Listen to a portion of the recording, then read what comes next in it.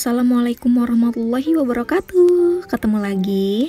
Di video kali ini Ibu akan melanjutkan materi yang minggu kemarin. Minggu kemarin kita membahas tentang mengenal teks deskripsi. Kali ini Ibu akan membahas mengenai mengidentifikasi teks deskripsi. Bahasa Indonesia kelas 7 oleh Dina Nurfauzia SPD. Baik, nah Ibu akan bahas lebih lanjut mengenai teks deskripsi. Dengan kompetensi dasar 3.1, mengidentifikasi informasi dalam teks deskripsi tentang objek, bisa sekolah, tempat wisata, tempat bersejarah, pentas seni daerah yang dibaca dan didengar. Kemudian 4.1, menentukan isi teks deskripsi objek mengenai sekolah, tempat wisata, tempat bersejarah, pentas seni daerah, batik tradisional yang dibaca dan didengar. Dengan indikator pencapaian 3.1.3 menjelaskan rincian informasi pada teks deskripsi yang dibaca. Kemudian 3.1.4 membedakan pola pengembangan pada teks deskripsi. Kemudian 4.1.2 membuat pemetaan isi teks deskripsi yang dibaca dengan tepat. Nah, anak-anak, mari kita baca contoh teks deskripsi berikut ini. Judulnya adalah Gunung Merbabu. Mari kita baca sama-sama. Indonesia merupakan negara yang memiliki banyak gunung. Ada beberapa gunung Merapi yang masih aktif seperti Gunung Merapi dan Gunung Semeru. Ada juga gunung-gunung yang sudah tidak aktif. Salah satunya adalah Gunung Merbabu. Gunung Merbabu adalah gunung yang terletak di Jawa Tengah. Gunung ini cukup populer di kalangan pendaki. Untuk mendaki gunung berketinggian 3.142 mdpl ini, pendaki dapat melewati jalur Selok, Wekas, dan beberapa jalur lain. Pada hari libur, gunung ini biasanya akan ramai dikunjungi oleh para pendaki. Jalurnya yang tidak terlalu curam serta pemandangan yang indah menjadi alasan bagi para pendaki untuk menjadikannya sebagai destinasi pendakian. Sungguh berkunjung ke Gunung Merbabu merupakan pengalaman yang tak akan terlupakan. Suasana sejuk khas pegunungan dapat kita rasakan. Sesekali berliburlah ke Gunung Merbabu dan rasakanlah sensasi liburan yang berbeda. Nah, itu tadi adalah contoh teks deskripsi di mana teks ini menjelaskan tentang Gunung Merbabu. Nah, anak-anak, setelah tadi Ibu membacakan tentang Gunung Merbabu, apakah kalian sudah memiliki gambaran tentang teks deskripsi? Untuk lebih jelasnya, Ibu akan menayangkan satu video dan mari kita amati dan cermati isi video yang akan Ibu tayangkan.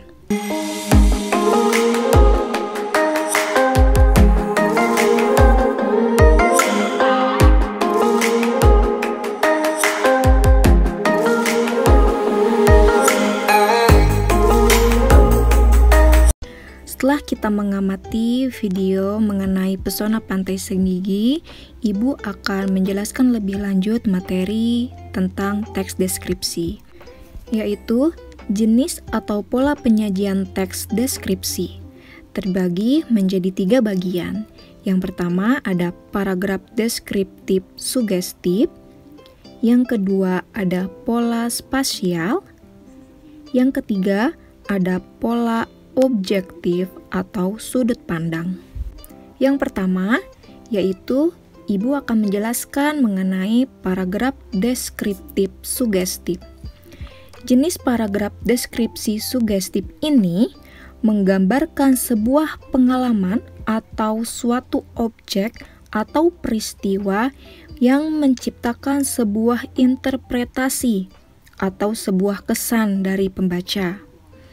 Pada umumnya, jenis kata-kata yang digunakan oleh penulis adalah kata-kata yang menggambarkan sifat, watak, ciri dari sebuah objek tersebut sehingga mampu menciptakan sugesti tertentu atau sebuah penghayatan kepada pembaca.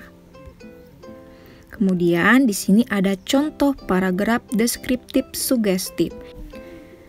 Hari ini adalah hari pertama saya mengunjungi museum. Saat sampai di museum, aku diperkenalkan dengan pemandu yang akan mengantarkan dan menjelaskan tentang objek-objek yang ada dalam museum itu. Pemandu itu terlihat sangat bersemangat, menyambut aku dengan kumisnya yang setebal rumput ilalang. Dia tersenyum, bersahaja ke arahku, membuatku merasa semakin bersemangat dan hangat di tengah lingkungan museum itu. Nah, ini adalah salah satu contoh paragraf deskriptif sugestif. Kemudian, ada jenis atau pola penyajian teks deskripsi tentang pola spasial. Mari kita baca sama-sama. Pola spasial.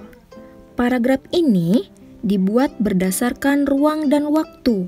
Artinya, dalam paragraf ini kamu bisa menjelaskan suatu ruangan dari berbagai penjuru, luar, dalam, atas, atau bahkan bawah.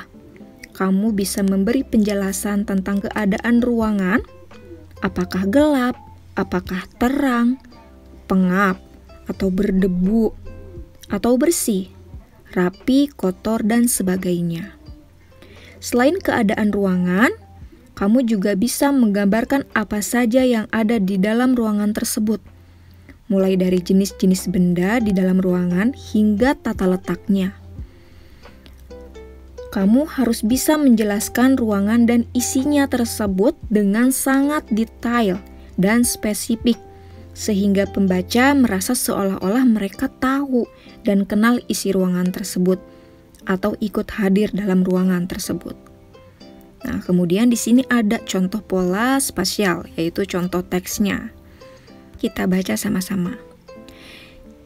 Candi Borobudur juga dapat dibagi menjadi 3 tingkatan. Mereka adalah Kamadhatu, melambangkan tingkat terendah manusia. Orang masih terikat dengan hukum karma. Di sini kita bisa melihat relief karma Wibangga. Kemudian, ada jenis pola penyajian teks deskripsi tentang pola objektif atau sudut pandang. Mari kita baca sama-sama. Pola objektif atau sudut pandang yaitu pola pengembangan paragraf yang berdasarkan sudut pandang atau pendapat penulis secara objektif terhadap hal yang akan dijelaskan atau digambarkan. Contoh pola objektif. Gunung Merbabu adalah gunung yang terletak di Jawa Tengah. Gunung ini cukup populer di kalangan pendaki untuk mendaki gunung berketinggian 3.142 mdpl. Pendaki dapat melewati jalur Selo, Wekas, dan beberapa jalur lain. Pada hari libur, gunung ini biasanya akan ramai dikunjungi oleh para pendaki. Jalurnya yang tidak terlalu curam serta pemandangannya yang indah menjadi alasan bagi para pendaki untuk menjadikannya sebagai destinasi pendakian. Itu tadi contoh pola objektif. Setelah kita membaca dan mengamati video yang tadi Ibu berikan, kita akan mencoba untuk latihan mengisi soal, yaitu bacalah dengan seksama teks deskripsi yang berjudul Pesona Pantai Senggigi dan Gebiar Pementasan Tari Klosal Arya dalam buku paket halaman 12 sampai dengan 16. Kemudian kerjakan tugas berikut ini. Poin A, berdasarkan teks tersebut, jelaskan objek apa yang dideskripsikan. Jadi kalian coba baca terlebih dahulu teks tentang Pesona Pantai Senggigi dan Gebiar Pementasan Tari Klosal Arya. Kemudian setelah kalian membaca teks tersebut, kalian jelaskan objek apa yang sedang dideskripsikan dalam teks tersebut. Kemudian poin B, jelaskan masing-masing 3 informasi penting yang terdapat dalam kedua teks tersebut. Poin C, Apa perbedaan pola penyajian yang digunakan dalam kedua teks tersebut? Dan jelaskan. Jadi tadi kan ada 3 pola, kalian bisa baca terlebih dahulu teksnya, kemudian kira-kira teks Pesona Pantai Senggigi itu polanya seperti apa, kemudian teks Gebiar Pementasan Tari Klosal Arya itu masuknya kemana, dan jelaskan mengapa kalian memilih alasan tersebut.